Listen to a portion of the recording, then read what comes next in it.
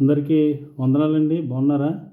మీకు ధర్మశాస్త్ర కానుకల గురించి, అలాగే మొక్కుబడి కానుకల గురించి, ప్రథమ బలం కానుకల గురించి మీకు తెలియజేస్తాను.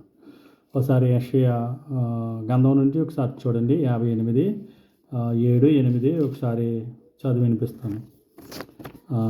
మీ ఆహారం ఆకలి నుండి వారికి పెట్టటియే, నీ రక్త సంబంధికులకు మొహము తిప్పుకొనుండియే, దిక్కుమాల భేదలను నీ ఇంట చేర్చుకున్నటియే, వస్త్రహీనుడు నీకు కనపడినప్పుడు వానికి వస్త్రములు ఇచ్చిటియే, ఇదే కదా నాకు ఇష్టమైన ఉపవాసము అని ఆయన అన్నాడు.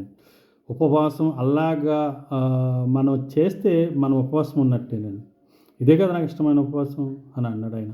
అంటే మిక్కిలి అలుపులైన వారిని మీరు ప్రేమిస్తున్నారా? మిక్కిలి అలుపులైన వారిని మీరు అన్నదానం విషయంలోను, వస్త్రదానం విషయంలోను, ఆహార పెట్టే విషయంలో మీకు ప్రేమ ఉందా?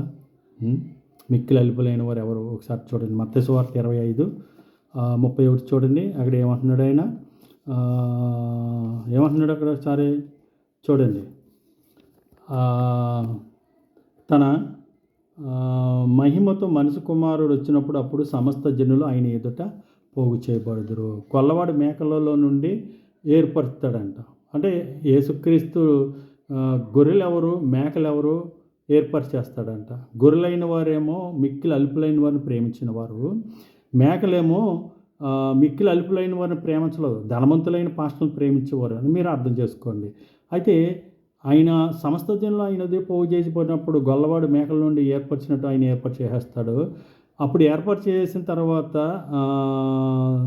తండ్రి చేత ఆశీర్వదింపబడిన రారా, తండ్రి చేత ఆశీర్వదింపబడిన వారులారా రండి. తండ్రి చేత ఆశీర్వదింపబడతామేంటి? తండ్రి మాట వాక్యం విన్నాడు యేసుక్రీస్తు. ఆ యేసుక్రీస్తు మాత్రం మనం వినాలి. యేసుక్రీస్తు తండ్రి మాట విన్నాడు. తండ్రి ఏమైతే పంపించాడో ఆ మాటలు భూమి మీద యేసుక్రీస్తు చెప్పాడు కాబట్టి యేసుక్రీస్తు మాటలు మనం వినాలి.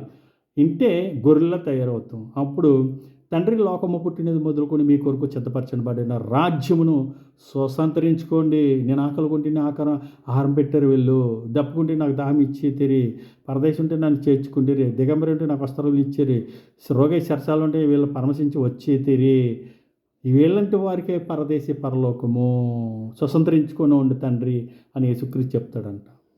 అవును, మీరు అలా ఉన్నారా? మిక్కిలి అలుపులైన వారికి సాయం చేసేవారిగా ఉన్నారా?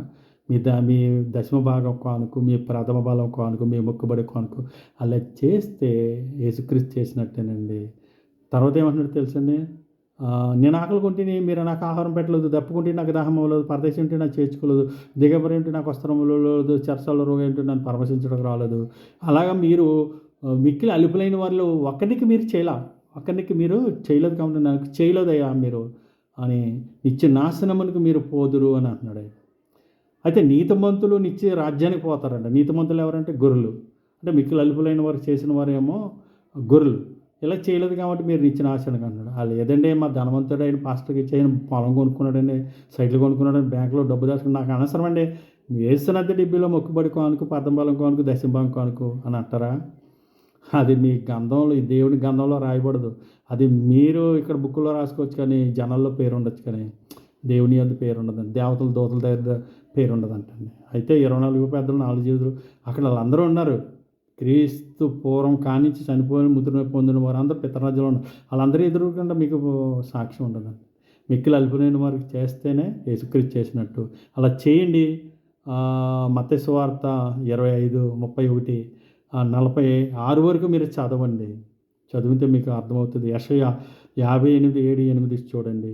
ఈ 2 వాక్యాలు మీకు పరిచయం చేశాను. యోహాను సువార్త అంటున్నాడు, మన సహోదరులను ప్రేమిస్తున్నాం కాబట్టి మన జీవంలో నుండి అంటే మరణములో నుండి జీవంలోకి దాటి ఉన్నాము.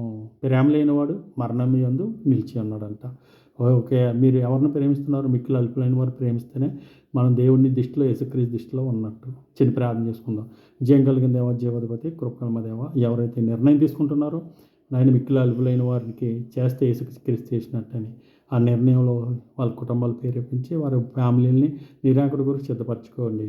యేసుక్రీస్తు ప్రభునామములో నా హృదయపూర్వకమైన స్తుతి మీకు సమర్పించుకున్నాను పరలోక తండ్రి. ఆమేన్.